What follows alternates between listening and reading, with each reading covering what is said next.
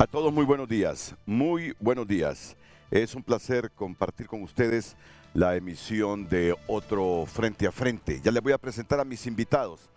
Les voy a tener más información sobre la muerte del presidente o expresidente de El Salvador, Mauricio Funes, en Managua, Nicaragua. Murió a las 9:35 minutos de la noche de este martes, pero oficialmente se comunicó por parte del gobierno nicaragüense hasta una hora después.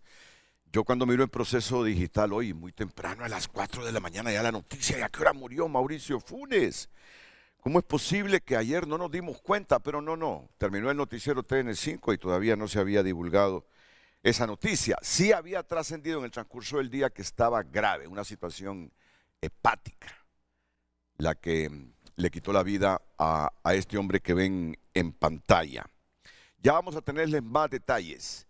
Se nacionalizó nicaragüense. ¿Y por qué se nacionalizó? Era uno de los periodistas más influyentes y famosos de El Salvador, ¿te acuerdas, Franco?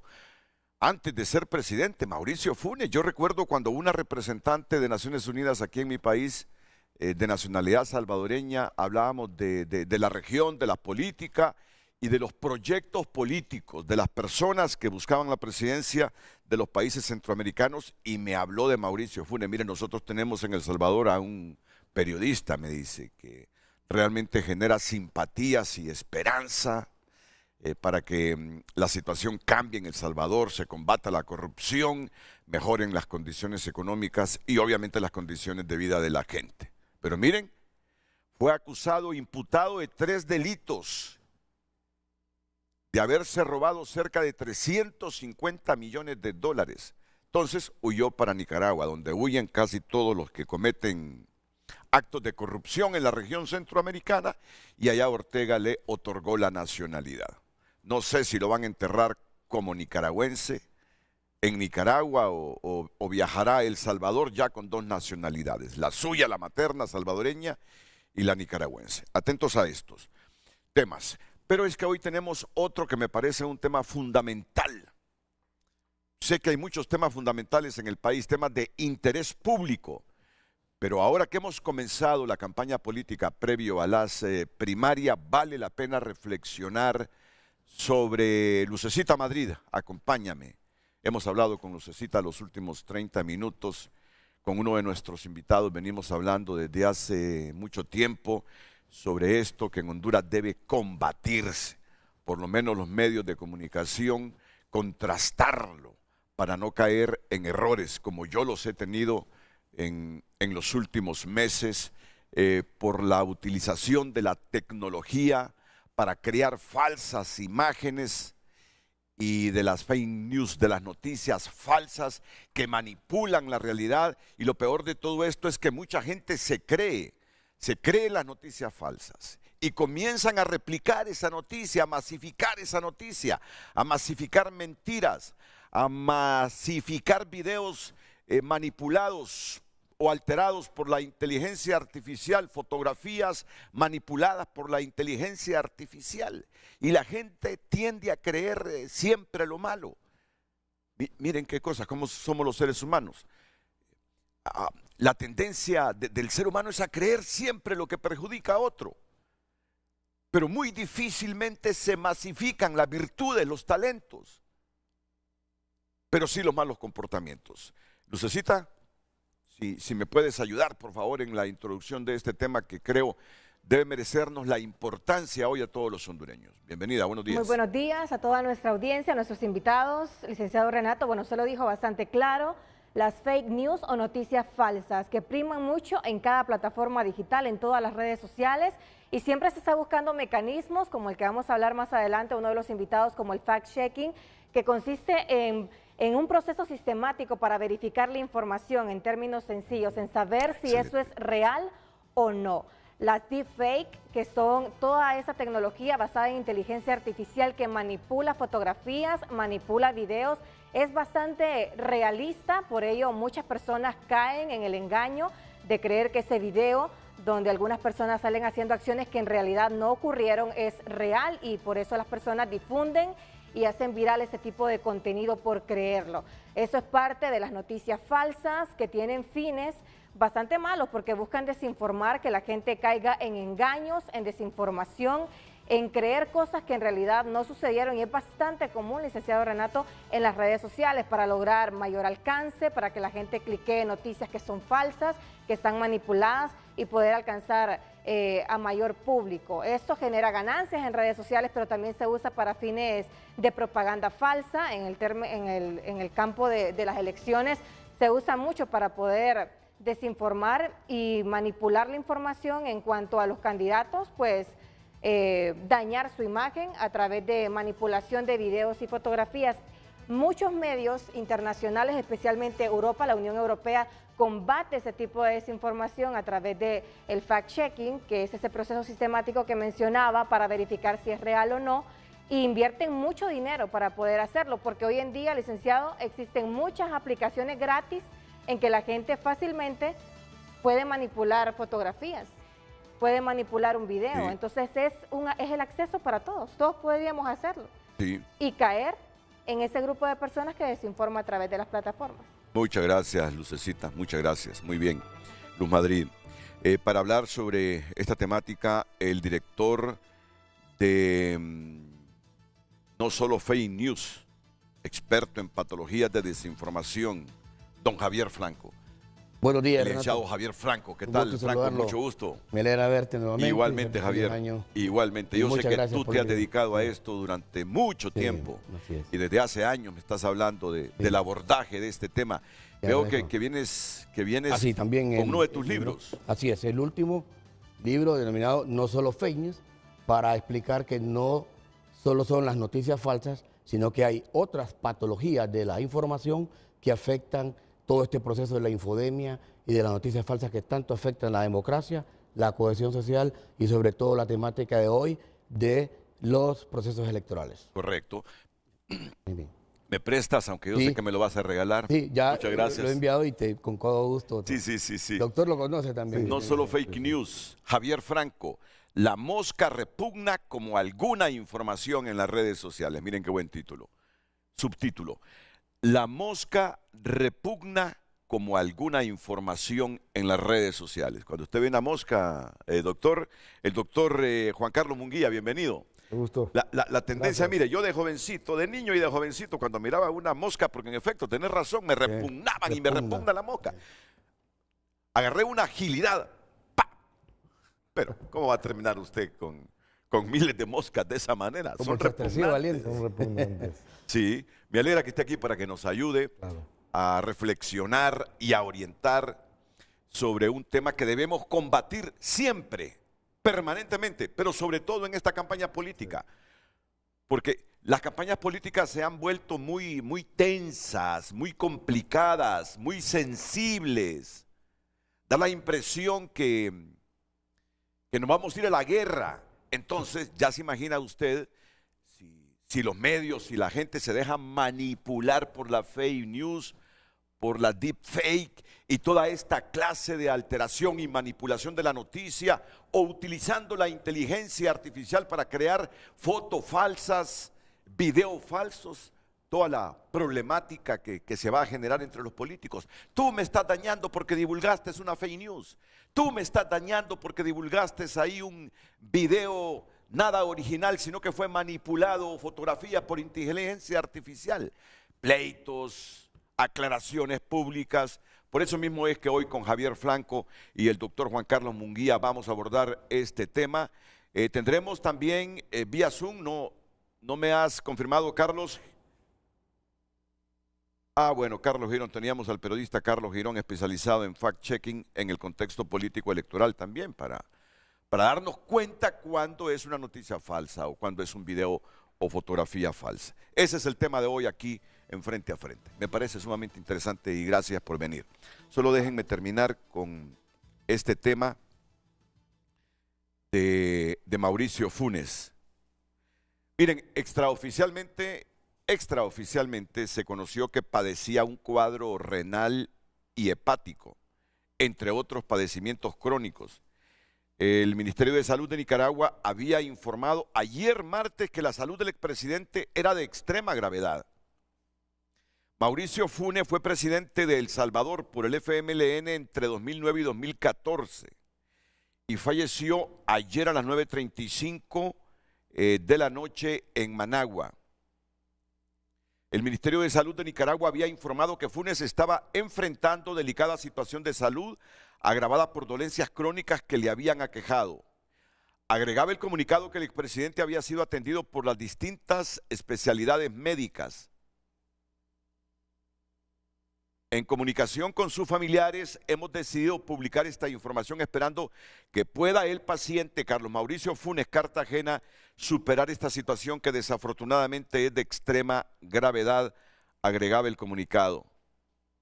El portal de noticias de Nicaragua, el 19 Digital, compartió un nuevo comunicado firmado por igualmente el Ministerio de Salud en el que confirmaba el fallecimiento. El Ministerio de Salud por este medio cumple en informar que desafortunadamente el paciente Carlos Mauricio Funes Cartagena, expresidente de El Salvador, con residencia en el país, ha fallecido la noche del martes a las 9:35 como resultado de su grave dolencia crónica.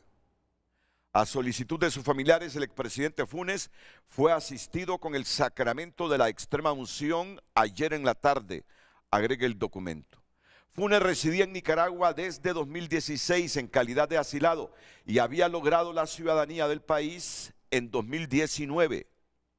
Haber recibido esta nacionalidad impedía que fuera extraditado a El Salvador, donde era reclamado por varios delitos. 3 órdenes de captura pesaban en su contra. Sobre el expresidente pesaban 3 órdenes de captura. Había sido condenado en julio de 2023 a 6 años de prisión por defraudación al fisco en modalidad de evasión de impuestos. En mayo del mismo año fue condenado a 14 años más por agrupaciones ilícitas e incumplimiento de deberes en el caso Tregua, mientras que en junio de 2024 sumó otros 8 años por un delito de casos especiales de lavado de dinero y activos. Según la Fiscalía General de El Salvador, Funes tuvo un monto de renta agravada en el periodo de enero a diciembre de 2014 que ascendía a 271 millones de dólares, con un total de impuestos no pagados de 87 millones de dólares. En junio de 2018, la Fiscalía acusó a Funes de sustraer 351 millones 35.400.49 dólares del Estado. Imagínense ustedes de lo que le estaban imputando, de haber sustraído más de 351 millones de dólares del Estado, dinero que aseguró se usó en gastos ilegales como viajes, retiros en efectivo, inmuebles, carros, sobornos y hasta cirugías estéticas durante su administración. La acusación detallaba que para esa defraudación existió una estructura de extracción y lavado de fondos públicos en la que participaban 32 personas. La misma utilizó de los gastos reservados de la presidencia un total de 351 millones de dólares, dejando un salto en cuenta de 0.68 dólares al final del mandato de Funes. 68 centavos de dólar quedó en esa cuenta reservada a la presidencia cuando se fue Funes, imagínate. Fue el primer presidente del FMLN en El Salvador. Y precisamente es cuando las acciones de una persona afectan a un partido y ves que de ahí Bukele salió y a ese partido pues prácticamente. Correcto. Ah, bueno, y Salvador Sánchez Serén también se tuvo que refugiar en Nicaragua. En todos los casos en su contra, a través de su cuenta en X, el expresidente siempre aseguró no haber cometido los delitos que se le imputaban y señalaba ser víctima de una persecución política, pero huyó, no se sometió a la justicia. Entonces la gente, al haber huido, quedó convencida que el hombre se robó ese dinero. No es bonito hablar de los muertos porque ya no se pueden defender, pero llegó a la presidencia con la imagen de ser un hombre honesto, un periodista cabal, influyente, que pudiese convertirse en un presidente cabal y bueno para El Salvador, y honesto para El Salvador. Y resulta que salió en estas condiciones, imputado por varios delitos, evasión fiscal, robo de dinero, manejó la cuenta presidencial según le imputa el Ministerio Público a su antojo, la dejó solo con 61 centavos de dólar y huyó para Nicaragua, donde Ortega le concedió o le otorgó la nacionalidad nicaragüense. Lamento que un colega periodista centroamericano del FMLN muera con esa imagen, muera con esa imagen, muera con esa imagen. Por eso, cuando estén en el poder, cuando sean presidentes de un país, cuando tengan el control político de un país, no roben, no roben, no trafiquen con el poder. El dinero público es sagrado, cada centavo que recogen de los tributos o que viene de la cooperación internacional o por contratos multilaterales con organismos multilaterales de crédito, no se lo roben, porque es dinero sagrado, es dinero público, es de todos, no de quienes ganaron las elecciones. Tengan cuidado. Y además, esto es un mensaje para todos, no serán eternos en el poder, ni Daniel Ortega será eterno en el poder, como no lo fue el dictador de Siria, Hafez al-Assad. Él y su padre estuvieron más de 50 años en el poder y hacían elecciones y ganaban las elecciones, pero de manera espectacular, con un 90 y tanto % de los votos a su favor. Caen los dictadores, va a caer Ortega, todos los dictadores van a caer de izquierda o de derecha. Y si es en democracia, no serán eternos ganando elecciones. Bueno, aquí en Honduras no se permite la reelección. La hizo Juan Orlando Hernández, pero al margen de la Constitución. Así que el ejemplo de Mauricio Funes, tómenlo en cuenta. Cuando se llega al poder, se llega a gobernar para el bien común, para generarle condiciones de bienestar a la gente, no para enriquecerse el gobernante, la familia o los amigos de la familia, como históricamente pasa en estos países de Centroamérica y en otros. Que esta lección de Mauricio Funes sirva de ejemplo para los hondureños que se matan por convertirse en presidentes, que se matan por convertirse en alcaldes y diputados, y muchos de ellos con un solo objetivo, una sola finalidad: enriquecerse. Pues así van a terminar, huyendo del país, sino en la cárcel. Así van a terminar los que tienen ese objetivo, ese comportamiento al llegar a los cargos públicos. Bueno, terminamos estos y nos vamos a concentrar ahora en las fake news, en las deepfake.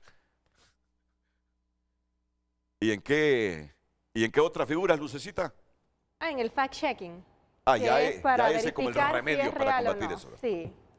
Bueno, les agradezco una vez más a Juan Carlos Munguía y a Javier Franco por estar aquí. Javier,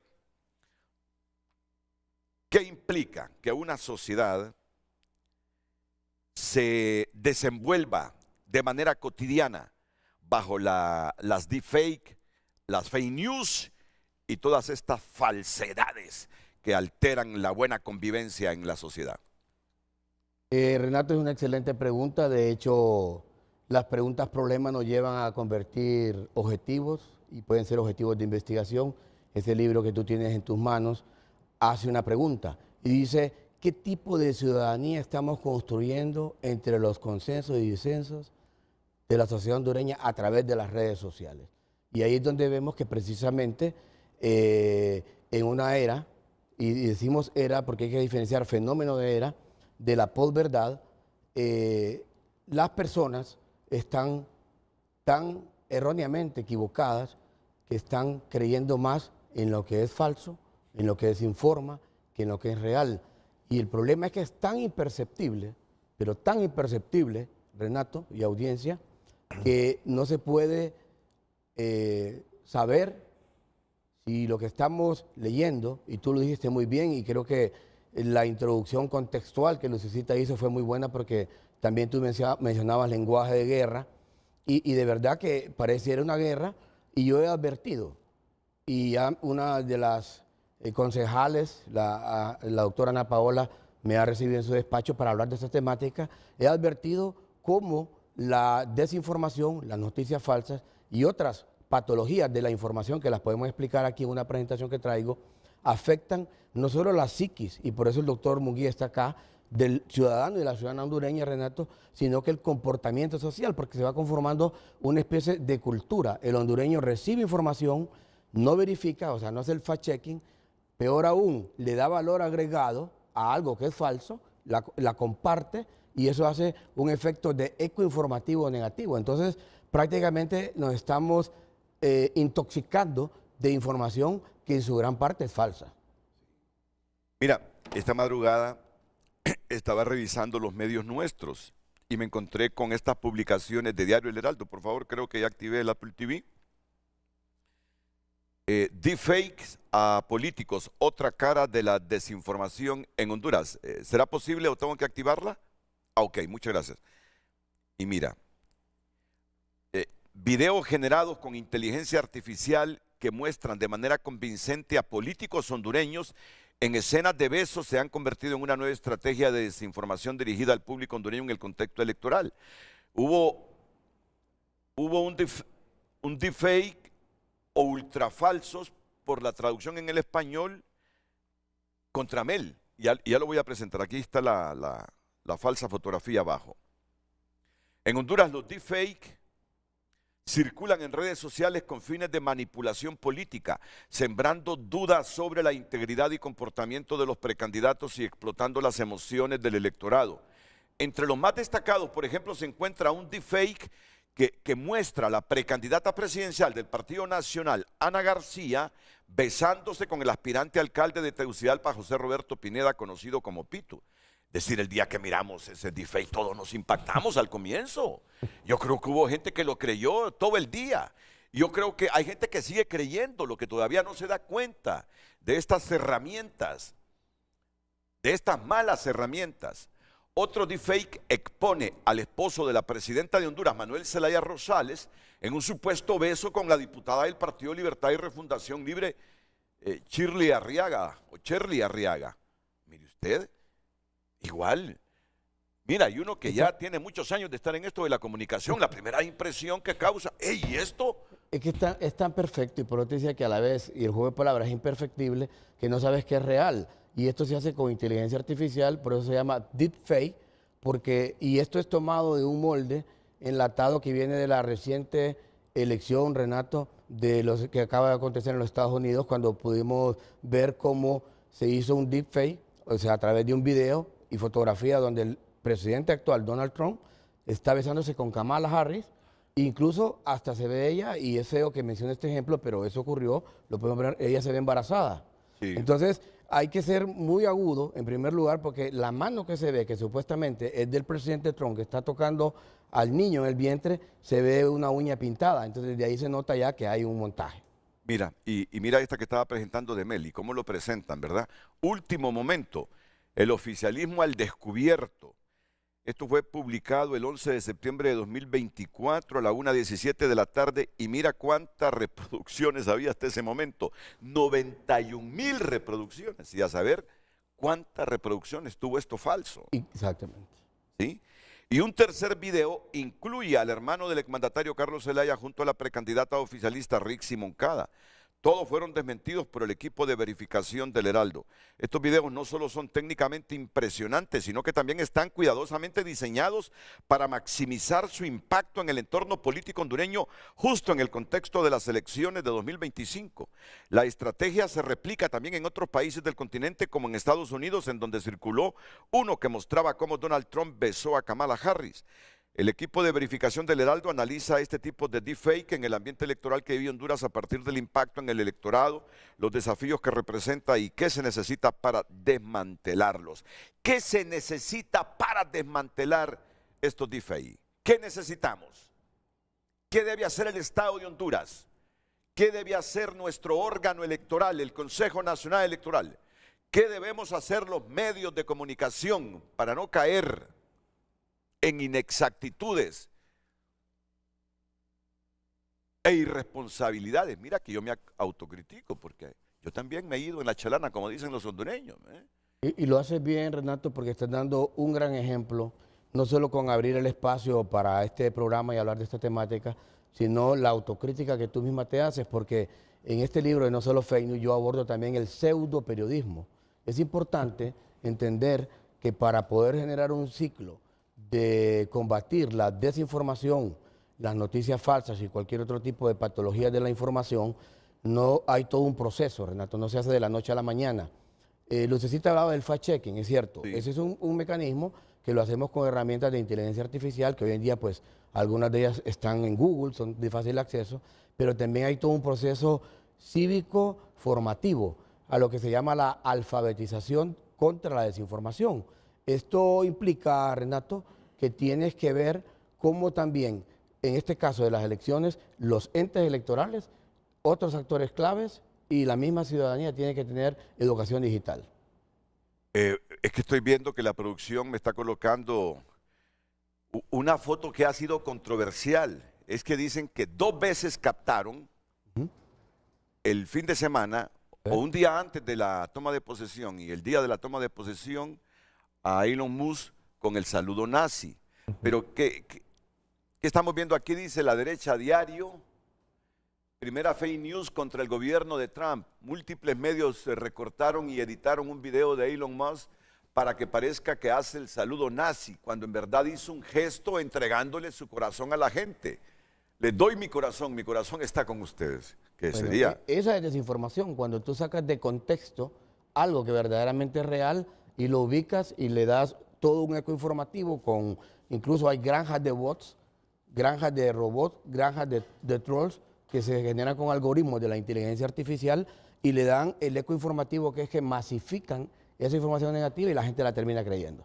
Bueno, el doctor Juan Carlos Munguía es un psiquiatra clínico especialista, también con sus valoraciones sobre esta temática, la importancia de la misma, las herramientas para combatirlas, las repercusiones que las fake news, que la deepfake tienen en la gente y sobre todo, Franco, mira, esto hay que decirlo, en un pueblo donde la escolaridad apenas llega a los 6 años, la gente tiende a creer todo lo que ve. Tiende a creer todo lo que ve y por la naturaleza humana que creemos generalmente lo malo de la gente, doctor.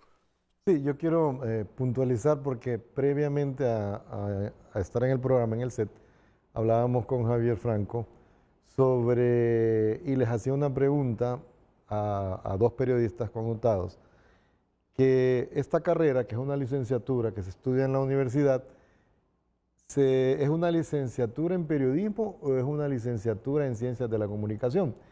Y hablando de esto, lo que presentaba, en lo que publican los televidentes, olvídense de controlar la fake news o deepfake. Hasta el factor checking no lo controla. Mejor enseñarle a la gente a investigar lo que ve o lee. Y yo quiero decirle al televidente, muy agudo en esa publicación, que precisamente esto que se está haciendo es precisamente lo que nos motiva a nosotros a lo que Javier Franco señalaba en su libro, Más que fake news, y me gustaba porque utilizaba la palabra las patologías de la información. Y yo pues, una de las clases que imparto en la Universidad Nacional Autónoma de Honduras es psicopatología. Franco decía que hay una tendencia a lo malo, a publicar lo malo, a ver lo malo, a reproducirlo. Obviamente, yo siempre en los programas que me ha invitado Renato, le digo que nosotros tenemos una psicopatología, es una sociedad psicopatológica que se dedica a la descalificación y precisamente la pregunta que hacían al inicio del programa, ¿qué vamos a hacer? Porque se viene una campaña electoral. Y ustedes saben el daño que se va a producir o que se enfoque precisamente en la descalificación, se enfoquen en no dar una propuesta a la ciudadanía y que prevalezcan la calumnia, sobre todo. Entonces, esto me hace reflexionar porque la mentira, como decía Javier, que lo expone muy bien, yo quería ser profesor en la universidad. La mentira tiene siempre un objetivo fundamental que es dañar. Y la vez pasada discutía con un paciente mío que me preguntaba sobre la mentira y el ocultamiento de información. Igual, ocultar una información también tiene un efecto negativo ante la sociedad o ante las personas. Ahora, guardar silencio, le decía, es otra cosa.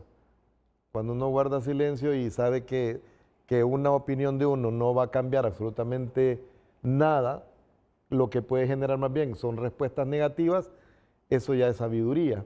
Entonces, yo creo que las patologías en la información y sobre todo el impacto que hace en la sociedad, y aquí los medios de comunicación tienen una gran labor, porque ¿qué hacer? Porque me interesa esa publicación. Creo que le va a dar más trabajo a las personas como ustedes, a los periodistas que generan opinión, porque esa es una gran responsabilidad, generar opinión en la sociedad. ¿Qué significa? Que poder verificar la fuente, poder verificar precisamente la intención de esta información o la veracidad, significa tener más equipos de profesionales de las ciencias de la comunicación. Y Javier me contaba una anécdota que un político, prominente político de Honduras, le decía que el periodismo no era una ciencia, sino que era un oficio. Desgraciadamente en Honduras se ha convertido en un oficio porque colocan ante las cámaras o en los reportajes a personas que no tienen una licenciatura en comunicación o en periodismo. Porque cuando uno emite una noticia que está deformada, que lo saca de contexto, como usted lo dice, estamos creando una expectativa falsa en la población y eso va a cambiar la conducta de un ciudadano. Y peligroso precisamente cuando vamos a elegir representantes en los poderes del Estado. Porque si es en base a falsedades o a desinformación, entonces la población va a tener una conducta totalmente negativa o una mala decisión, que es lo que usted señalaba al inicio del programa, que desgraciadamente los que llegan a esos cargos no van buscando el bien común, sino que a enriquecerse. Y eso sí le genera un impacto negativo a toda la sociedad. Y yo lo he mencionado en otros programas. El hondureño todavía tiene confianza en el sistema electoral hondureño. Cuando el hondureño ya no confíe en las elecciones, cuando ya no confíe en la representación democrática, vamos a tener una desfragmentación de esta sociedad hondureña, que ya tenemos varios ejemplos en Centroamérica. Bueno, vamos a ir a la primera pausa comercial, nos vamos a poner de pie porque Javier trae una presentación que va a resultar interesante para todos ustedes y con el conocimiento del psiquiatra, el doctor Juan Carlos Munguía, más la participación de ustedes a través de nuestras cuentas en redes sociales. Tendremos hoy un programa no solo difundido con pedagogía por nuestros panelistas, sino que también un programa que va a resultar muy instructivo para todos los hondureños. Miren, y este programa no solo es en tiempos preelectorales, no, estos programas deberían ser permanentemente para concienciar a nuestra gente, formar a nuestra gente, informar a nuestra gente.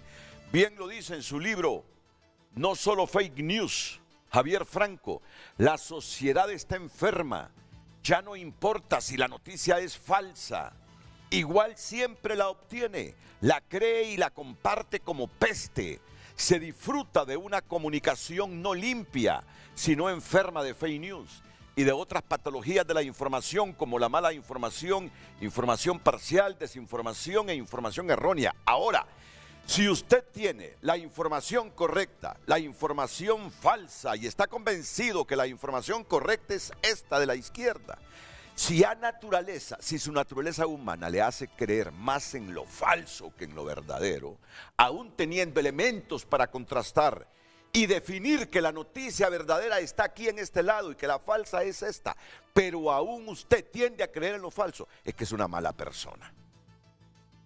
Y además, no solo siente satisfacción, sino que empieza a masificarla, a multiplicarla.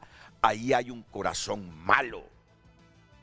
Pero usted explíquemelo, yo lo estoy diciendo de esta manera así, espontánea, ¿Qué quiero decir yo cuando digo que alguien, sabiendo que una noticia es falsa, la empieza a multiplicar, la empieza a masificar para que la lea más gente? ¿Cómo puede calificar a esa persona? Pero ahí hay tres componentes importantes. Bueno, que me lo dice después de la pausa comercial, cuando ya estemos de pie junto a Javier Franco. Gracias por opinar en base al tema, escribe un televidente. Excelente tema el día de hoy. Una pregunta para los panelistas. ¿Podrían los congresistas visionar una ley desde el Congreso Nacional en donde se regule el Facebook, solicitando a esta plataforma que para Honduras cada persona que solicite un usuario en estas plataformas deba registrarse con su ID? Esto desarrollaría un mejor control, ya que en la actualidad cualquiera realiza un correo electrónico, genera un acceso en estas plataformas y las mal utilizan para hacer este tipo de malas prácticas y que al final hacen mucho daño. Buenos días, felicitarles por combatir las noticias falsas. Adicionalmente, me parece esencial que se toque el tema del gasto del gobierno, en especial la Secretaría de Transparencia, y si ellos tienen equipos para generar redes y noticias falsas. ¿Y qué se puede hacer como persona para denunciar estas plataformas? Excelente tema, muy poco se debate sobre esto en los medios tradicionales. Javier Franco, un profesional de altos quilates, bendecido día, le saluda Adán Aguilera. Escriben más mensajes.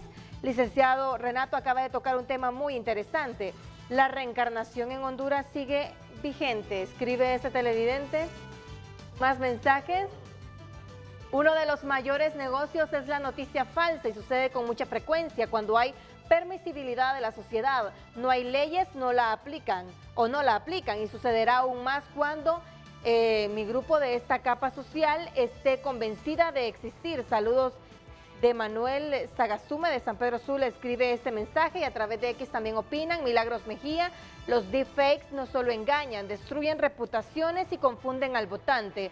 Nuestra democracia merece un debate limpio y auténtico. Andrés Portillo, la verdad siempre triunfa en contra de la mentira. Para combatir la mentira hay que comunicar en todos los canales la verdad de forma masiva.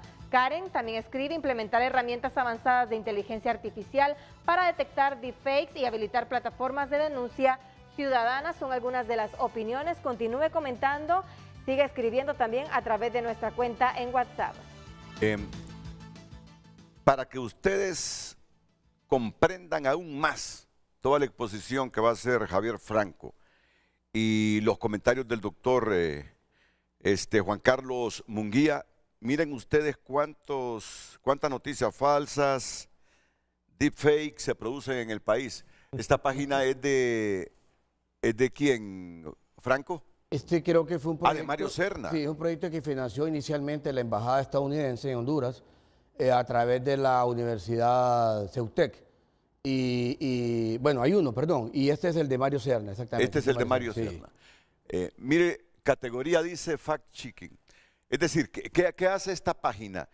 Contrastar la información que se divulga y determinar si es falsa o es noticia verdadera, ¿no? Correcto. Lo primero empiezan a ver la connotación de la información. Si es algo grande, si hay una persona prominente o un hecho que parezca distorsionado, eso es lo que llama la atención y entonces verifican la información a través de diferentes plataformas. Por ejemplo, esta es una plataforma que verifica la información, pero hay otra muy común que es factchecking.org. Cualquier persona puede entrar ahí y verifica. Sí, miren lo que se dijo. ¿Hace cuánto se dijo esto? Aparece la fecha. El 8 de noviembre del año pasado. Ana García no dijo que Trump la quería enamorar. Circula en redes sociales, particularmente en TikTok, donde Ana García, esposa del expresidente hondureño Juan Orlando Hernández y aspirante presidencial por el Partido Nacional, no leo aquí, por favor, súbanmelo o bájenmelo para leerlo, aparentemente asegura que Donald Trump intentó enamorarla. Bueno, pues falso, falso, fuera de contexto. Ana García no dijo que Trump la quería enamorar.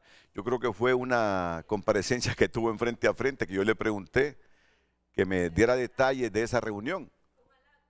Un halago. ¿Un halago de quién a quién? A Ana García. Entonces lo malinterpretaron, sí. Fuera de contexto. Perfecto. Por ejemplo, le voy a poner otro. Falso, Mike Tyson no murió tras pelear en noviembre de 2024. Sigamos así rapidito para para que entre Javier Franco y el doctor Munguía. Es falso que bajo el gobierno de Manuel Zelaya se aprobó la cuenta del milenio. A la cuenta. Bueno, sigamos.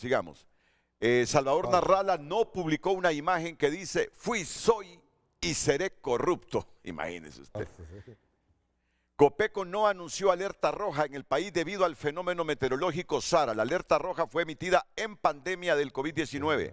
Fuera de contexto. Xiomara Castro no criticó a Trump en 2024. Su mensaje sobre dictadura es de hace 4 años. Mire cómo se manipula todo. Fuera de contexto. Sí. Y lo dicen muy bien, Sí. fuera de contexto y falso. Este video donde se ve un error de una máquina de votación en Kentucky no es prueba de fraude en las elecciones de Estados Unidos en 2024. Y así aparecen otro fact-checking. Nada prueba que Leonardo DiCaprio filmará una película en Honduras en 2024. Difunden en Facebook y TikTok una publicación que afirma que Leonardo DiCaprio filmará su nuevo proyecto en Honduras, en el departamento de Valle. Es que él viaja mucho a Islas de la Bahía y lo han visto bastante en Roatán. Correcto. Y por eso es que lo... Sí. Kamala Harris no lleva un uniforme de McDonald's en esta foto. La imagen está manipulada. ¿Dónde está Kamala Harris? Ahí. Sí, miren. Falso. Eso es falso. Lo manipularon. Ese es un deepfake, porque manipularon una foto o un video. Sí. Bueno, de esto se trata. Vamos a ver, Javier Franco, este tema debe ser comprendido a plenitud por toda la hondureñidad. Sí, gracias Renato. Nuevamente a la audiencia vamos a explicar, bueno, este es el epígrafe del libro, donde ya Renato pues hizo referencia a la comparación de la mosca, que es asquerosa, porque se nutre un ambiente de heces y de sustancias en descomposición. Así de igual manera, la información asquerosa en las redes sociales se nutre de morbo, que es, aquí en Honduras esa cultura del morbo está muy arraigada, de rencor, y precisamente en las elecciones que vamos va a haber mucho rencor, de hecho ya hay rencor, y también de acecho. O sea, esto también hace que la reproducción de las noticias falsas y la desinformación en un contexto de comunicación sucia se fermente casi como la mosca. Por eso es la analogía ahí comparativa. Sí. Digamos, por favor, bien, es importante saber que hay varias amenazas transnacionales hoy en día para todas las naciones. Una de ellas, obviamente, es el terrorismo,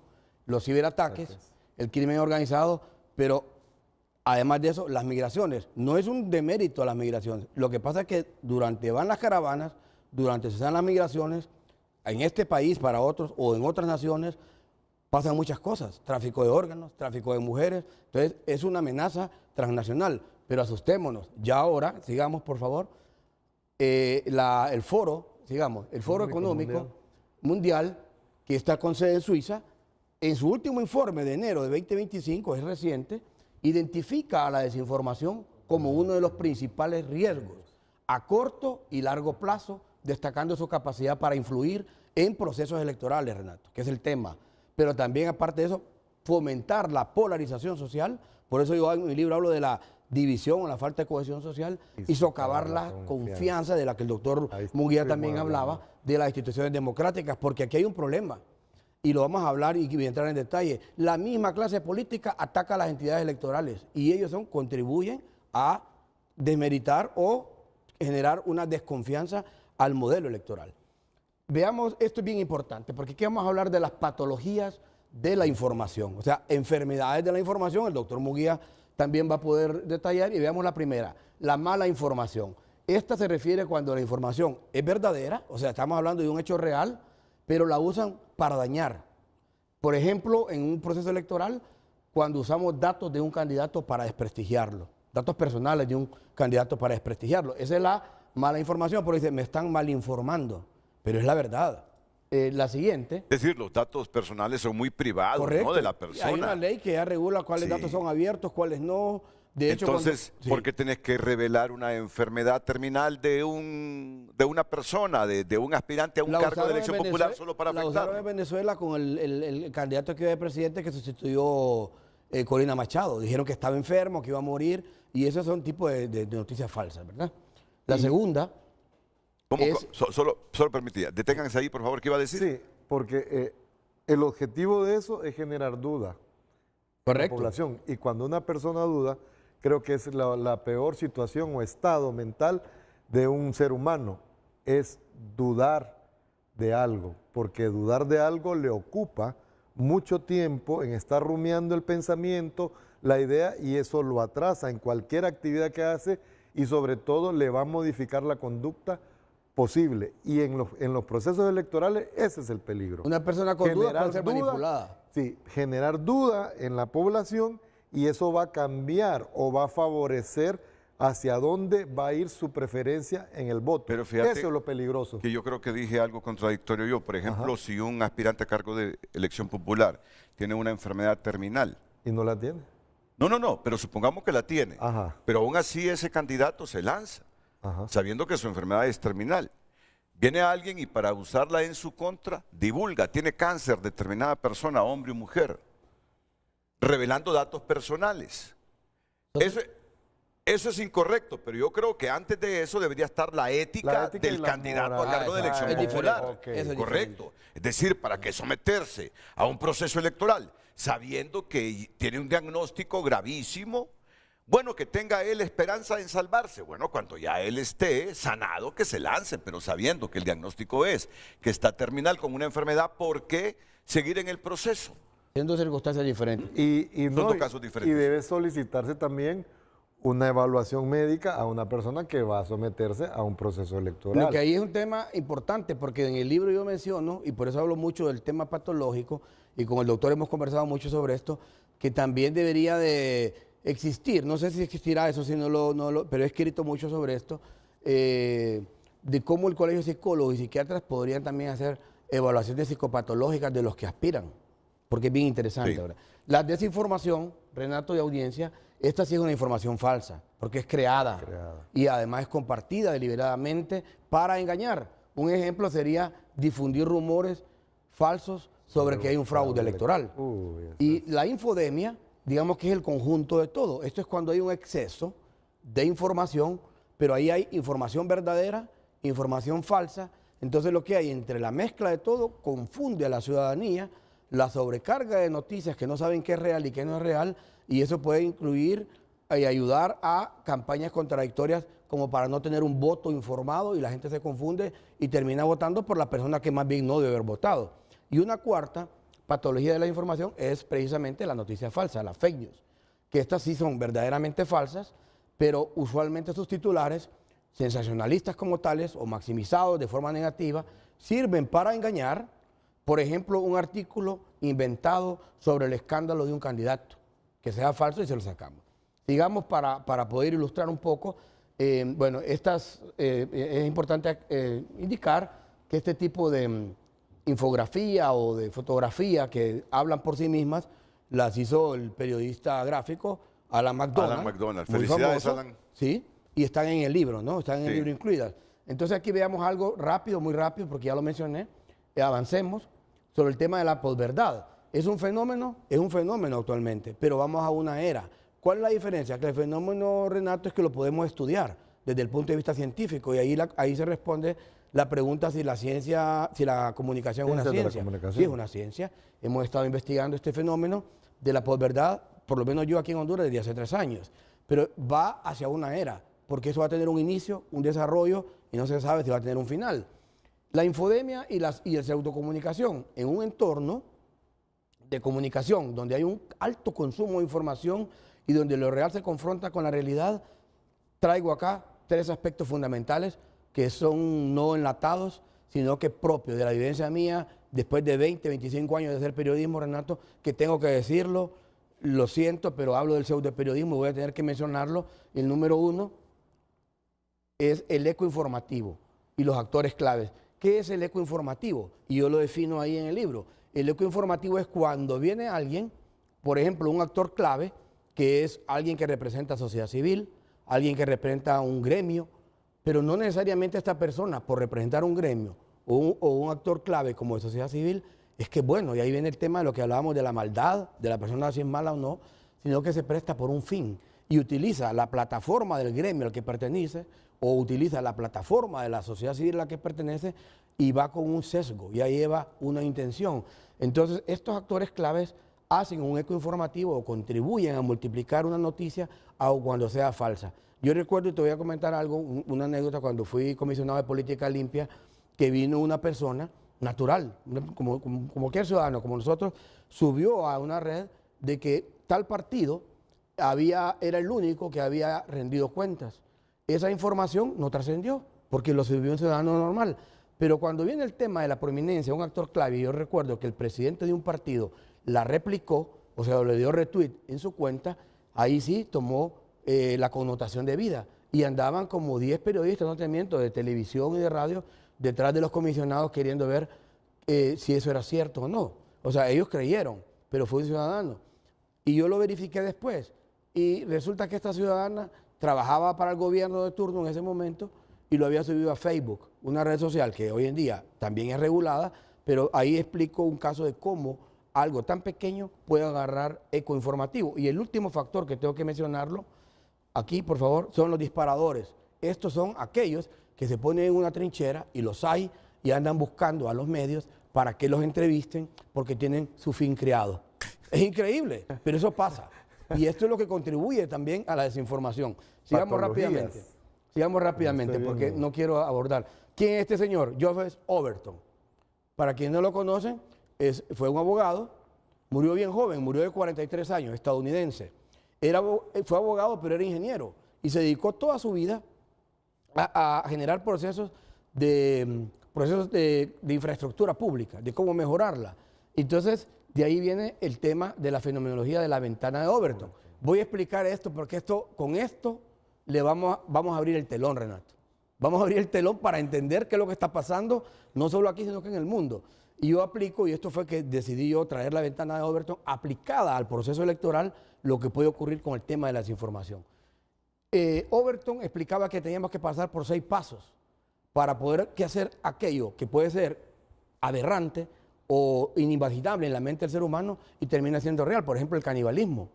Si dijéramos que se legalice el canibalismo, o sea, yo lo mencioné ahorita, pero es aberrante. Nadie podría creer que eso puede ocurrir. Pero veamos un ejemplo.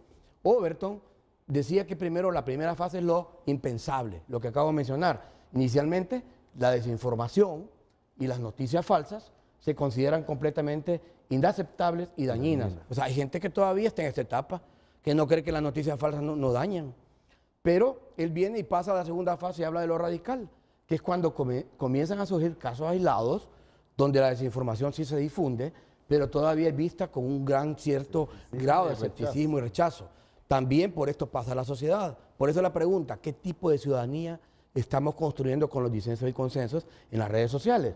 Veamos la tercera fase de la ventana de Overton, si es aceptable. Aquí se comienza a discutir en medios. Mira lo que estás haciendo tú hoy aquí. Estás comenzando a discutir y a abrir este tema, no es primera vez, lo has hecho otras veces, pero se comienza a discutir en medios sobre la posibilidad de que existan noticias falsas, aunque todavía hay un esfuerzo por combatirlas. Diríamos que vamos al cuarto nivel, y aquí es donde yo creo que estamos en Honduras, en la parte sensata. Cuando ya se reconoce que la desinformación es una realidad, se buscan maneras de lidiar con ella, tú lo has explicado, se ha explicado aquí diferentes formas de verificarlo, el doctor lo dijo Lucecita en su introducción, pero aunque no se ha encontrado una solución clara, aquí está no solo fake news. En esta etapa de mi proyecto, yo creo que Honduras está en esta parte sensata, pero veamos a lo que vamos. O sea, estamos muy cerca, a mi juicio, de aceptarlo. Aceptar es que la desinformación sí convierte en un problema común en todos los procesos electorales y se toman medidas para mitigar su impacto. Yo te mencionaba que la concejala Ana Paola me recibió, yo estaba haciendo llamados, escritos editoriales, tú sabes, ya recientemente empecé a escribir aquí en Tu Nota y me agradó y les agradezco porque ya comencé a escribir sobre esta temática y ya hay interés por parte, por lo menos de los concejales, de conocer el proyecto que yo tengo para este proceso electoral. Y el sexto punto es la política vigente. O sea, la sociedad acepta que la desinformación es parte de un panorama mediático, entonces se desarrollan estrategias pertinentes para enfrentarla. Ya viene la legislación. Actualmente, y en el libro lo menciono, en la legislación hondureña no existe, Renato, en la legislación hondureña vigente del modelo electoral, en ninguna de las 4 entidades, una regulación que sancione la desinformación. O sea, existe lo que es desde la vía criminal, civil, la difamación y esto, ¿verdad? Esta figura. Pero como tal, en procesos electorales no existe una sanción o como delito electoral la desinformación a la noticia falsa obvio. Y esto es peligroso. Por eso yo he dicho que posiblemente Honduras, y no quiero ser sensacionalista con esto, pero podríamos en estas elecciones primarias y generales del 2025 entrar a una guerra de cuarta generación. Una guerra de cuarta generación es que nos damos cuenta del peligro que la desinformación y las noticias falsas pueden socavar hasta la reputación de las instituciones públicas, electorales, si no controlamos o no tenemos un medio de verificar o de contrarrestar esta desinformación. Y podemos llegar a las fuentes de esas informaciones falsas, al origen, Sí, ¿a dónde sí. se producen, Javier, con las tecnologías de estos tiempos? Se puede llegar. Se puede llegar. Tenemos aquí este medio Verifica. Correcto. Yo hablaba de factchecking.org. Esto es muy fácil de quedar en la mente. Factchecking.org es una plataforma que cualquier ciudadano puede ingresar y verifica si la información es falsa. Aparece incluso en Google. Tú ves que ahora el Google aparece ahí está, ¿ves? El micrófono y ahí a la par la fotografía. Tú tienes una fotografía y la subes donde está la cámara y ahí puedes verificar si la fotografía es falsa o no es falsa. No, La subes. yo sé que ahora tenemos herramientas para Sí. contrastar si algo es correcto o es falso, Sí, pero correcto. digo, podemos llegar a la fuente emisora de las noticias falsas, de las deepfake, de las... Sí, cuando yo saqué esta especialidad, miramos algo que ahora incluso con Computer Vision, que es una forma de inteligencia artificial o un modelo de inteligencia artificial, nos presentaron un ejercicio de un barco que había tenido un naufragio. Entonces decían que era aquí en el Golfo de México. Entonces con el fact-checking que hicimos, verificamos y te indica incluso satelitalmente dónde fue hecha la foto y fue hecha en Sudáfrica. Entonces llega hasta ese nivel de poder detectar dónde fue hecha la foto, incluso si vas más allá, puedes detectar quién es el autor intelectual de esa fotografía. Claro. Ese nivel de la inteligencia artificial, que todos le temen, Renato, a la inteligencia artificial, que es otro tema en el cual pues ahorita recientemente estamos trabajando para terminar una especialización en ese sentido, y vemos cómo la inteligencia artificial puede no solo ayudar a maximizar el tema de la desinformación, sino que de igual manera también puede ayudar a combatir la desinformación. Entonces es un cuchillo en manos de un criminal y es un cuchillo en manos de un cocinero, la inteligencia artificial. Sí. Exactamente. Ya me va a dar su comentario, doctor. Sí. Lucecita Madrid, te espero, por favor. ¿Qué está opinando? ¿Qué está opinando la gente? No me los leas textualmente. ¿Qué está opinando la gente sobre la temática? Bueno, las personas reconocen que sí está ese problema de las fake news, de las noticias falsas que son bastante frecuentes Sí, y también... lo que estaba diciendo Javier, Sí. ya comenzamos a reconocer esto como un reconocen. problema serio. Es un avance Claro. ya. Sí. Y la divulgación masiva de esas noticias, que es el problema, que la gente lo crea y lo divulgue. Bueno, tratemos de volver aquí, porque si no estamos con lo internacional, entonces tendemos a generar confusión en la gente. Entonces, lo que tú decías,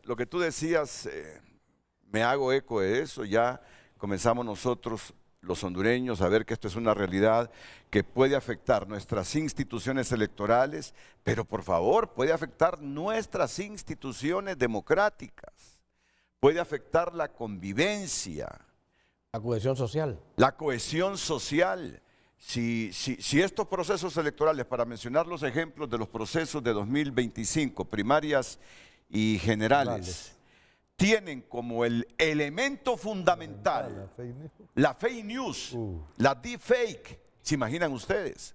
Rumores de fraude y tantas otras cosas Falsas que noticias. pervierten la transparencia de los procesos y de nuestras instituciones. ¿Qué nos deparará a noviembre de 2025 cuando viene lo grueso del proceso electoral, las elecciones generales?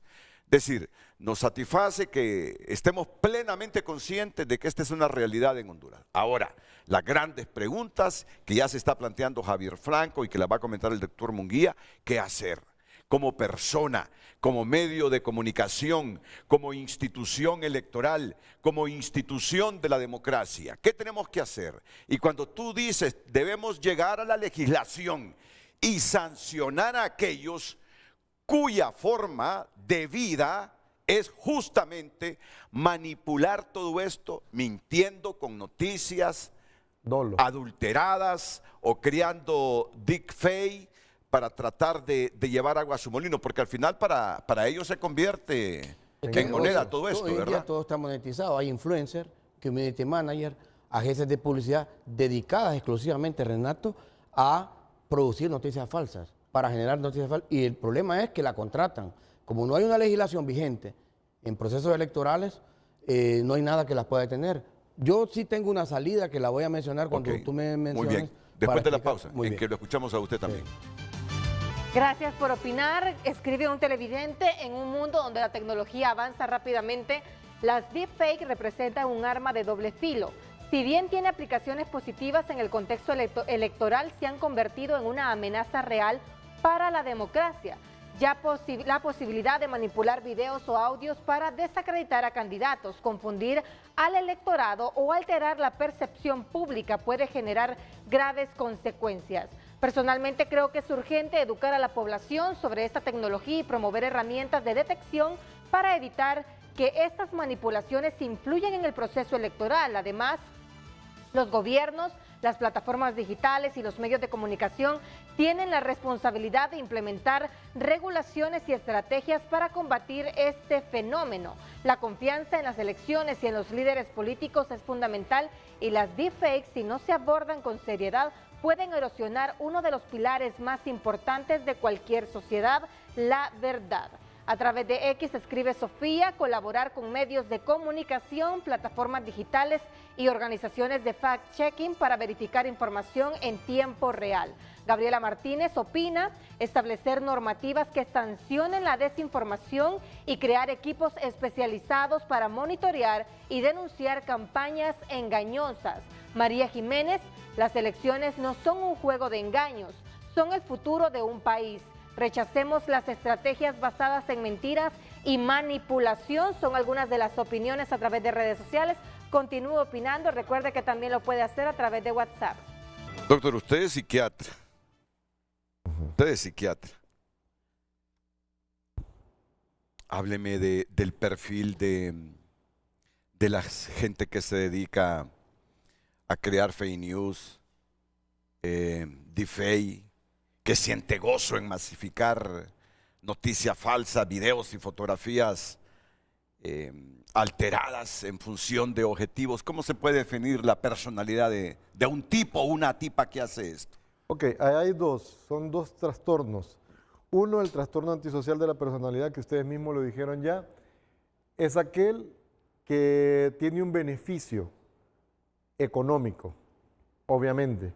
Entonces su trabajo es desinformar, dañar, pero tiene un beneficio, generalmente metálico. O sea, se beneficia de algo y el otro, el que lo obliga a hacer, o el que tiene también ese interés en destruir la imagen de una persona, se puede considerar que puede tener un trastorno de personalidad antisocial o rasgos antisociales de la personalidad.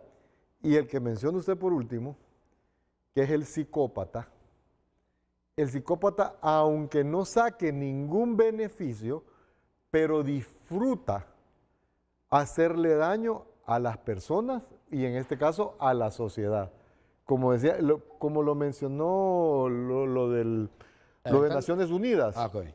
que puede dañar la democracia y la institucionalidad y sobre todo la credibilidad. Entonces, pero esas personas psicópatas disfrutan ver sufrir a los demás, aunque no tenga un beneficio personal o económico. Esas son las dos grandes diferencias. Y obviamente las personas, como usted lo mencionó ahorita, que se dedican a eso, tienen un trastorno de personalidad porque no buscan el bien común, sino que buscan el mal común, o sea, ver sufrir a toda una sociedad.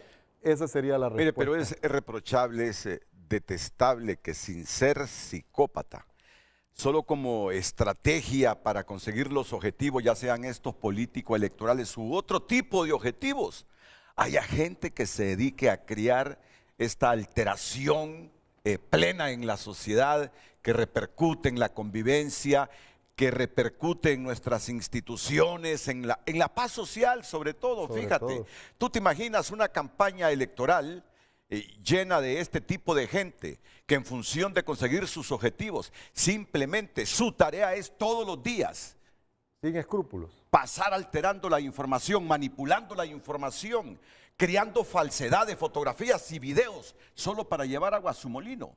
La hay y va a seguir existiéndola mientras no se regule. Obvio. Y ese es el tema. Lo que pasa es que es un problema intrínseco a los derechos humanos, la libertad de expresión. Entonces vienes, publicas algo y te acuerdas de lo del 39B, algo creo que en el tiempo del doctor Mauricio Oliva, cuando era presidente del Congreso, se quiso regular. Y obviamente nosotros los periodistas que profesamos la libertad de expresión tendemos a confundir porque sí hay que regularla. De hecho, que cuando Lucecita leyó algunos de los comentarios en lo que dijeron en las redes, sí, las plataformas y redes sociales ya están reguladas, Renato. Ya Facebook, X, Instagram, TikTok ya tienen ciertas regulaciones que por sí mismas tipifican delitos. El problema es la legislación nacional. Por ejemplo, Colombia nos lleva ya 4, 8 años. ¿Qué ha hecho Colombia? Colombia hizo un proceso de regulación, incluso llevó a los grandes magnates de las redes sociales, estuvo ahí el dueño de Facebook, Instagram, y llegó y se reunió con la entidad electoral, porque Colombia tenía esa preocupación de cómo podía tergiversarse un voto mal informado. Y la respuesta que dio es de que, y les enseñó que ya el Facebook tiene su propia regulación. Sin embargo, Colombia llegó más allá y hizo algo que yo cuando estaba en Política Limpia, y lo he recomendado y lo recomiendo en el libro, por lo menos en procesos electorales, la única forma de poder, desde el punto de vista legal, con una ley en la mano, poder restringir un poco o mitigar, si quiere decirse, el tema de la desinformación, es yéndote al factor económico. O sea, detrás de un político o detrás de un partido, obviamente hay un community manager, una agencia de publicidad o un influencer. Obviamente no están de gratis. Entonces hay que investigar por ahí, por medio de Política Limpia, esos factores financieros que puedan haber detrás de esto, y eso por lo menos disuade un poco el elemento de que no se va a maximizar la información. ¿Qué le estás proponiendo al Consejo Nacional Electoral esta vez, Javier? Bueno, yo lo que estoy proponiéndoles es, si pueden ellos, crear un laboratorio de fact-checking y desinformación, que es un proyecto que yo estoy desarrollando a través, yo publiqué el libro, No Solo Fake News, pero ya es un proyecto o es un programa de No Solo Fake News, en el cual también incluyo el factor que ahí con el doctor hemos tenido varias conversaciones, el factor psicomental, porque está afectando también al ciudadano hondureño. Entonces, la orientación va al voto informado, al voto transparente. ¿Qué significa eso? Que tenga acceso a información, porque una masiva campaña desinformando, una masiva campaña atacando a otros, lo que genera es una guerra de cuarta generación. Con noticias falsas. Con noticias Siempre falsas. tengan eso. Con noticias falsas. Ahora, solo déjame preguntarle al doctor Juan Carlos Munguía. Doctor, cualquier hondureño, o la mayor parte de hondureños en este momento, no tiene un plato de comida al día, pero sí anda con su teléfono celular. En eso estamos claros, ¿verdad? En eso estamos claros. La mayor parte de hondureños puede hacernos falta la comida ahí en la casa, pero el teléfono celular aquí no andamos. Yo quiero que hoy usted se dirija a los hondureños que los ve en sus casas, en las puertas de sus casas, esperando al bus, en las carreteras, tanto en la zona urbana como en la zona rural, viendo videos de Facebook o de cualquier otra plataforma digital, informándose y criándose criterios y pensamientos muchas veces con falsedades, con videos falsos, fotografías falsas, información falsa. ¿Cuál es el mensaje para esos hondureños cuando ya estamos en la cuarentena, como le llamó un medio digital o impreso al proceso electoral? Ya estamos en los 50 días últimos. Menos. Sí, menos de 50 días para las elecciones primarias. A ese hondureño que su escolaridad anda entre los 5 o 6 años y de repente abajo de los 5 años, pero que ahí anda viendo videos, ahí anda leyendo porque le fascina el chisme, creyendo las noticias falsas. ¿Cuál es la recomendación y su responsabilidad democrática para ese hondureño en estos procesos electorales de 2025 en el país? Ok, yo manejo esta tesis que ya se ha convertido en una adicción. Y cuando ¿Ya no hay hablamos de remedio? adicciones, no, si hay remedios. Cuando hablamos de adicciones, estamos hablando de centros del cerebro que tienen que ver con el placer, con la satisfacción o la alegría. Cuando una sociedad se satisface y empieza a activar estos centros del placer con desinformación, con descalificación o sacadas de contexto para dañar, yo lo he mencionado varias veces, es una sociedad psicopatológica y lo voy a volver a repetir. Se urge una política nacional de salud mental. ¿Cómo lo podemos implementar? A través de dos secretarías. Uno, la Secretaría de Estado en los despachos de salud, la Secretaría de Estado en los despachos de educación y como herramienta fundamental o como socios estratégicos los medios de comunicación, que es lo que estamos haciendo ahorita. Estamos contrarrestando esa patología de la información y obviamente si las adicciones se consideran como enfermedades y como trastorno, debe dársele un manejo masivo, educativo, de higiene mental, porque los hondureños, desde que nos levantamos a las 6 de la mañana a través de los medios de comunicación, necesitamos higiene mental, que la información que nosotros transmitamos al hondureño sea una información verídica y sobre todo algo que mencionan ahí, no sensacionalista. Y que nosotros seamos cuidadosos al emitir esa información, porque cuando yo veo a veces en publicaciones que tal vez hay un accidente o donde no hay, se ha perdido la ética. ¿Cómo es posible que vayan y miren un accidente y la sociedad no vaya a auxiliar la vida de esa persona, sino que le guste filmar y subirlo a una red? Eso significa una psicopatología en la información, porque lo primero que le mueve a usted como ciudadano responsable, con moral y ética, es evitar el daño que se puede provocar ante una acción o una conducta humana. Entonces, ¿qué es lo que tenemos que hacer? Bueno, hoy usted está siendo parte de esa terapia o de esa solución, pero tienen que hacerse políticas públicas y los responsables de eso son los dos ciudadanos nombrados en esas dos secretarías tan importantes, porque tiene que surgir eso a partir de precisamente del Poder Ejecutivo. Tenemos que regular, tenemos que informar bien y tenemos que irle quitando al hondureño ese placer por ver malas noticias o disfrutar de la descalificación del otro hondureño. Mire, frente a frente lo ven personas de todos los estratos sociales, ¿Qué le recomiendas indistintamente del estrato social de la persona? Si pasó la primaria, si no pasó la primaria, si solo hizo 9 años, si fue o no a la universidad. ¿Qué le contrastás a la persona responsable que quiere lo mejor para su país? Que tengamos un año con noticias transparentes, objetivas, donde prime la honestidad para que esto no se nos salga de las manos. Cuando se informa a través de estas plataformas que ahora, como dice el doctor, se volvió bastante digital, aunque siempre seguimos siendo los medios tradicionales, los vehículos por donde más se informa la gente, pero no podemos desconocer que hay mucha gente que se rige y sus pensamientos los configura a través de las falsedades que lee muchas veces. Pero como es gente que quiere al país, ¿qué le recomendás para que este año sea responsable con la democracia? En el marco del debate que tenemos. Renato, nomofobia, doctor. Esa es la adicción al celular, que se deriva de no phone, o sea, de un anglicismo, miedo a no tener el teléfono en la mano.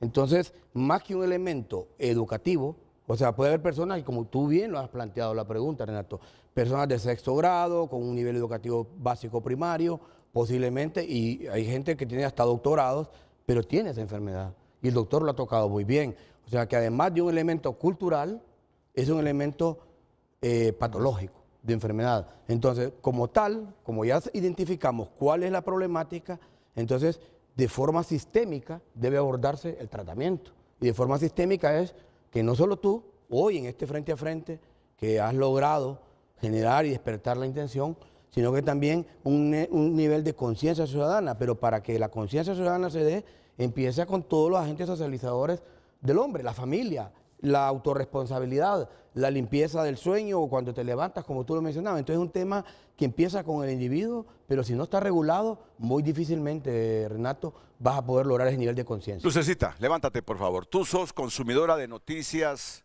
por las vías tradicionales y también con las herramientas digitales. Cuando ves una fotografía de un político influyente del país besándose con una diputada, que tú sabes, ni es el esposo ni es la esposa. Bueno, pero si no lo supieses, cuando te genera duda cierta información que lees, algún video que ves, alguna fotografía que ves, ¿cuál es tu reacción primaria? ¿Cuál es tu reacción primaria? Me ha pasado mucho con publicaciones. Es bien común que la gente tome una cuenta de X, ponga el nombre y abajo el mensaje. Y es equivocado, es desinformación. Entonces lo que uno hace es ir a la cuenta de la persona por la que están usando el nombre y va a verificar si realmente está el tweet, ver la fecha, la hora. Al menos eso es lo que yo hago, irme a la cuenta real, ver toda la lista, ver si realmente existe y esa persona publicó esa información. Ahora, pero es que no todos tienen la formación tuya para saber de esos pequeños trucos para verificar una noticia. Y yo a donde quiero llegar es diciéndole al hondureño humilde, con poca escolaridad, qué hacer para contrastar cualquier cosa que vea en redes y por las que él se informa. Bueno, cuando son deepfakes, que son elaboradas con inteligencia artificial, la gente utiliza apps gratuitas. Cuando utiliza esas aplicaciones gratuitas siempre hay un error. Siempre hay que fijarse en los bordes, fijarse en la imagen, o sea, no ser tan rápido de compartir esa información. Hay que fijarse porque siempre hay pequeños errores en las manos, en los pies, pero hay aplicaciones que son de pago y esas sí son hiperrealistas. Entonces ahí es donde es complicado y hay que irnos a otras fuentes para poder verificar. Hay páginas en internet que se dedican a eso. Uno sube el video o pone el link para que le verifiquen si es real o no, pero viene siendo más difícil. Es que realmente es algo que requiere... Yo me he convencido que va a ser muy difícil a esta altura, con la adicción que hay, corregir esto. Mira, tenemos que ir a la legislación para sancionar a los creadores de noticias falsas. Correcto. Tenemos que ir a la legislación para sancionar a la gente que se dedica a esto. Ese es el punto. Sí. Para que pueda haber un efecto mitigante. Ve aquí, esta imagen. O sea, yo la presento aquí porque todos vemos una imagen distorsionada.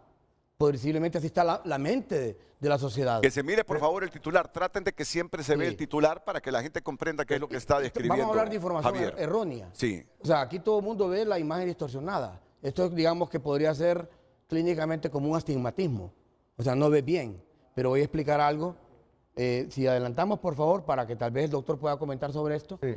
El efecto de la información errónea, es decir, el fenómeno donde luego de haber expuesto a las personas a una información sutilmente alterada, muchos recuerdan, la recuerdan de manera equivocada. O sea, recordaban un martillo en vez de un destornillador. O sea, ves que es un tema psicopatológico, pero también cultural. Sigamos. Elizabeth Loftus es una psicóloga, por favor, sigamos, que en 1944...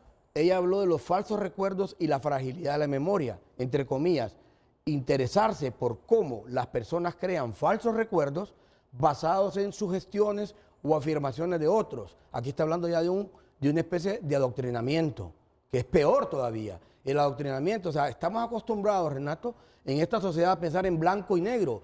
Si hubiera matices grises nos diría esto es diálogo, pero no, aquí es blanco o negro y termino con esto. A ver, adelante, una más. El experimento que ella utilizó fue la manipulación de la memoria por medio de una palabra. Entonces puso un experimento donde agarró un grupo de jóvenes y les dijo, a un grupo de estudiantes y les dijo, ustedes me van a decir a qué velocidad iba este carro cuando colisionó. Entonces se ve la imagen del vehículo que se estrella y ella utiliza, me dicen por favor a qué velocidad creen que iba este vehículo cuando colisionó, cuando impactó. Entonces, ese grupo de estudiantes mencionó entre un rango de un 40 o un 50% que iba a una velocidad de 80 kilómetros por hora. Pero luego agarra a otro grupo de estudiantes, inédito, que no sabía la misma pregunta, y les hace la misma pregunta y les dice, quiero que me digan a qué velocidad ustedes creen que este vehículo iba cuando se estrelló o chocó. E impactó. La palabra le cambió la mente a la persona y aquellos dijeron iba como a 150 kilómetros por hora. Mira qué interesante. Y fue el experimento que Elizabeth Love hizo. Entonces, las palabras tienen poder. Y empecemos ahí hablando un poco también el tema de lo que nosotros los periodistas hacemos. Sí. Influir precisamente en el razonamiento y en la conclusión de las personas y en el juicio, obviamente. Si nosotros, porque la idea es una figura mental que se hace y el pensamiento es la suma de todas esas ideas.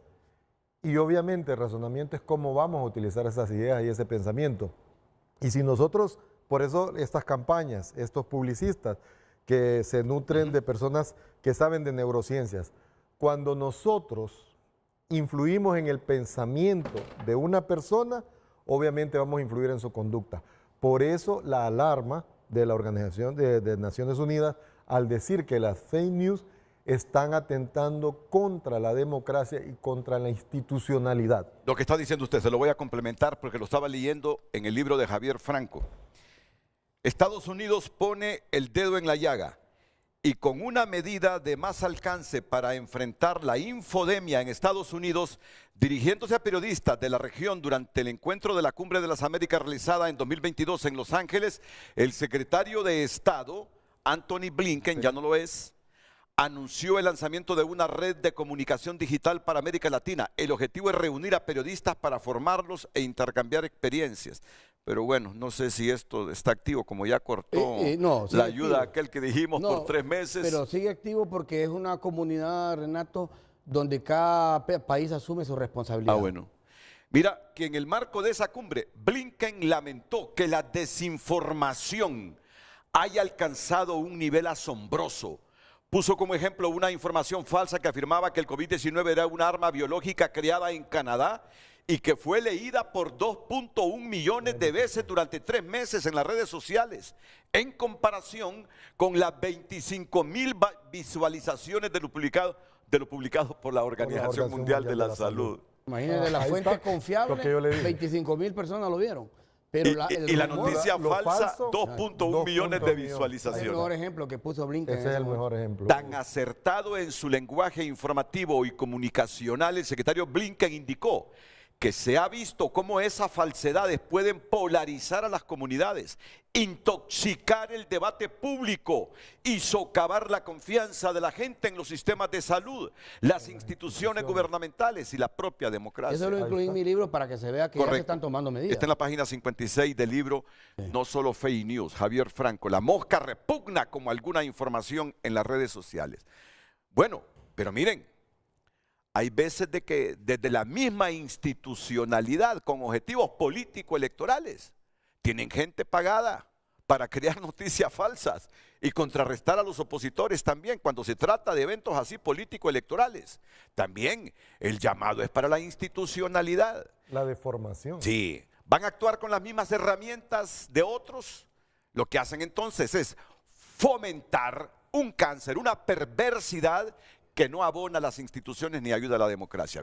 Por eso me parece que eso que has planteado del proyecto, que ojalá te lo acepten en el Consejo Nacional, un laboratorio, ¿cómo dijiste? Un laboratorio de fact-checking, de verificación de la información para ir viendo el tiempo estas real, elecciones. para esta elección primaria, puede ser un piloto, para evitar lo que viene en la general, ¿verdad? Y cuando los congresistas hondureños se dignen trabajar, comenzar con un proyecto de legislación también para llegar a los creadores de falsedad, a los que tienen enfermedades mentales que disfrutan de ver un país derrumbándose y aquellos perversos que con premeditación y alevosía tratan de lograr objetivos, no importa si queman a la sociedad, si confrontan a la sociedad. Vamos a la pausa y seguimos con Javier Franco y con Juan Carlos Munguía.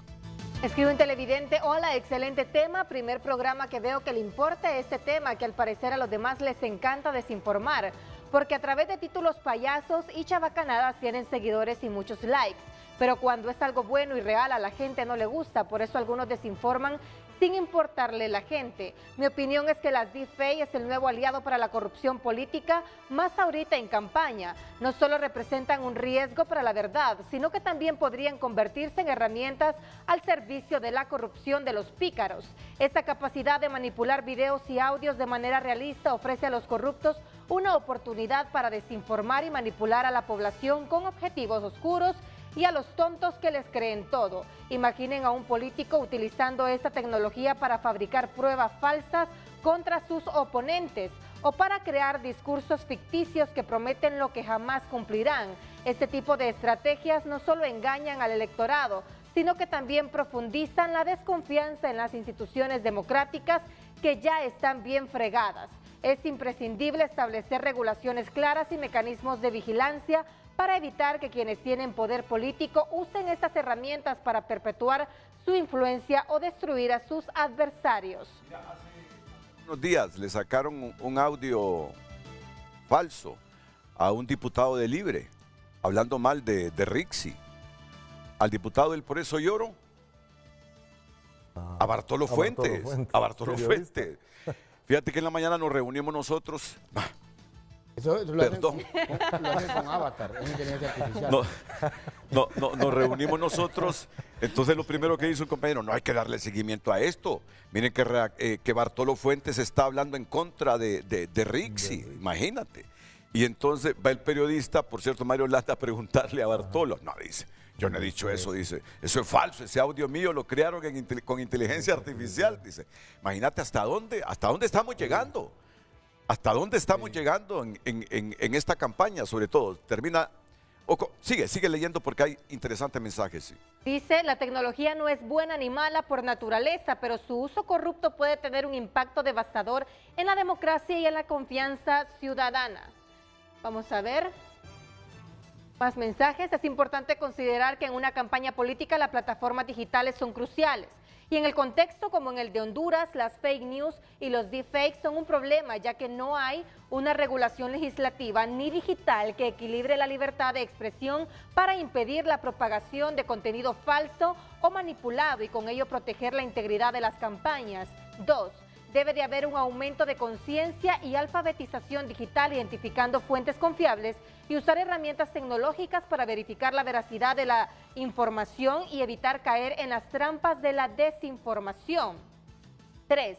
Se requiere también un monitoreo activo por parte de periodistas y medios de comunicación para detectar y desmentir las fake news que circulan durante las campañas. 4. Es importante también la colaboración internacional y apoyo de ONGs. 5. De parte de los propios candidatos y partidos promoviendo códigos de ética. 6. Y en este proceso es básico fomentar la participación ciudadana, crítica y educada para identificar desinformación, discernir discursos populistas y evitar caer en narrativas divisivas. A ver más mensajes. Javier Franco, aquí dirías tú, este mensaje es de Javier Franco. Acaba de hacer un resumen de todo el programa. La verdad que sí, la forma en que claro, el lenguaje. Claro. Dice, tan reguladas que aún no han podido bloquear la señal en las cárceles. Licenciado Renato sugiere usar la legislación para contrarrestar la pandemia de noticias falsas. Con pena les recuerdo que el Congreso de nuestro país no trabaja. Por favor, Congreso Nacional, Honduras necesita la ley de colaboración eficaz. Por eso dije yo, cuando se digne trabajar el Congreso, ojalá que debatan algún proyecto de este tipo. Bueno, y tengo que ir a una pausa. En el libro de Javier Franco y en la página 66 está lo siguiente: del periodismo abierto y o vulgar hacia el uso y costumbres en plataformas y redes sociales. Miren, dice Javier, poco queda del periodismo serio.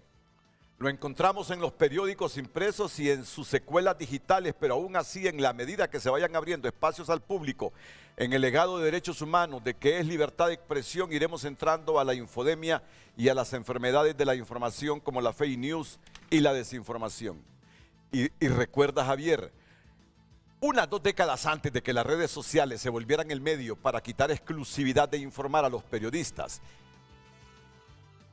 y lo escribimos entre comillas por todos los significados y consideraciones que genera señalarlo, en la Academia de Periodismo nos formaron de tal manera que estar frente a las cámaras era un acto de seriedad y formalismo, de respeto al ciudadano, por lo que con solo tocarse un ojo, frotarse la nariz, incluso rozar los labios con la lengua, era un demérito allá entre 1980 y 1990.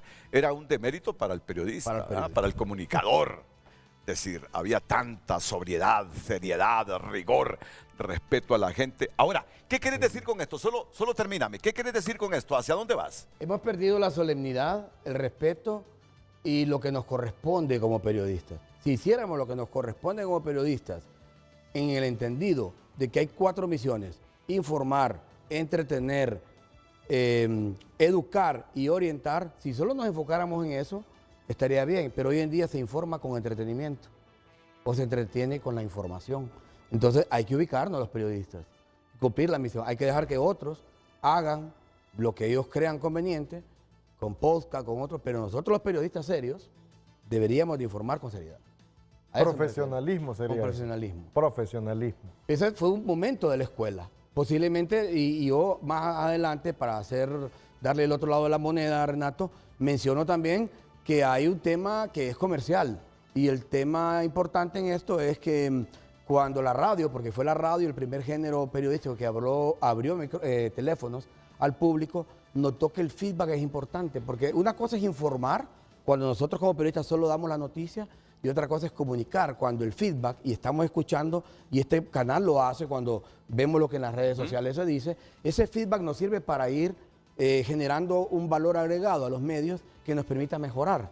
El tema de Netflix, tú ves una película en Netflix, los algoritmos están codificados para que si yo miro una película que me encantan mucho, las de terror psicológico, después solo me tira ejemplos, ese género. Claro. Entonces, en esto, el otro lado de la moneda es que cuando la radio abrió los teléfonos para que la gente participara, fue bueno. Comercialmente vieron que generaba más audiencia. Entonces la televisión no podía quedarse atrás. También hubo los programas que comenzaron, y tú recuerdas, pues nosotros empezamos pues reporteando y todo, pero después comenzaron a abrir los canales, y los teléfonos también en la televisión, y dábamos espacio a feedback. Hoy el feedback a través de redes sociales. O sea, que yo no digo que es malo, lo que digo es la función nuestra como periodistas de cómo hacer el periodismo. Bueno, y en estos procesos electorales, el chequeo de la información va a ser una tarea fundamental en los medios de comunicación. Va a ser una tarea fundamental en los medios. Yo esperaría que ese laboratorio lo materialice el Consejo Nacional Electoral para este proceso primario, y no digamos para las elecciones de noviembre del presente año. Ya no contamos con la asistencia de Estados Unidos por lo menos durante 3 meses, porque la cortó Trump hace 2 días. Si no se alinean con las políticas de Estados Unidos y con mis objetivos, dice, entonces, ¿qué caso tiene estar ayudando a algunos países que con el dinero de Estados Unidos más bien pervierten los valores que queremos nosotros masificar en el mundo? Palabras de Trump. Así que tenemos la obligación, los medios, las instituciones políticas, me refiero a los partidos, la misma institucionalidad del gobierno central, contribuir a hacer lo que hoy están planteando aquí Juan Carlos Munguía y Javier Franco. No a volverse en competidores de los creadores de noticias falsas. Hay que decirlo así, y la gente, usted que consume noticias por estos aparatitos a través de las plataformas digitales, también tiene la obligación de contrastar lo que está leyendo para verificar si es cierto o no. No le quiero quitar responsabilidad a nadie, pero si queremos ver en este año electoral un país con un mínimo de convivencia y respeto, sin estar pensando que habrán muertes en las elecciones primarias, que habrán muertes en las elecciones generales. Fraude. Si queremos, si habrán fraudes, si queremos que el país se recomponga, redirija sus pasos, su futuro, cada quien está en la obligación de poner su granito de arena. Y comencemos por aquí con los videos, ¿cómo es que le llaman en inglés? Los deepfake. Los deepfake y las fake news. Comencemos por ahí.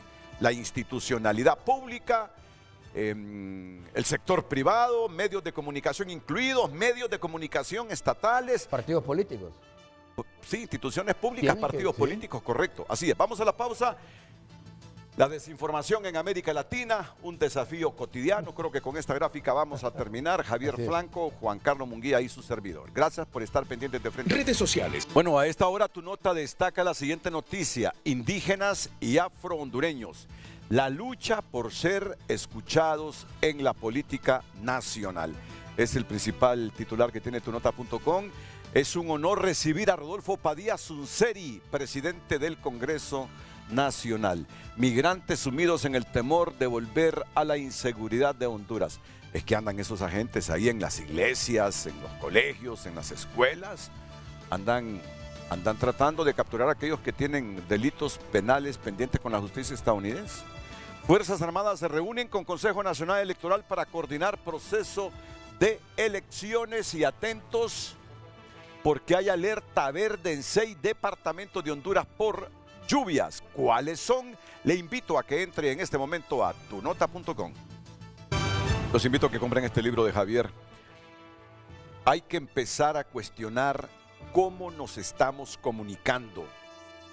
¿Qué estamos construyendo como sociedad inmersos en enfermedades de información? Porque es predecible que estamos adoptando una cultura narrativa que construye una nación que no deseamos, polarizada, que piensa solo en blanco y negro sin dar cabida al diálogo. Doctor, comentario final.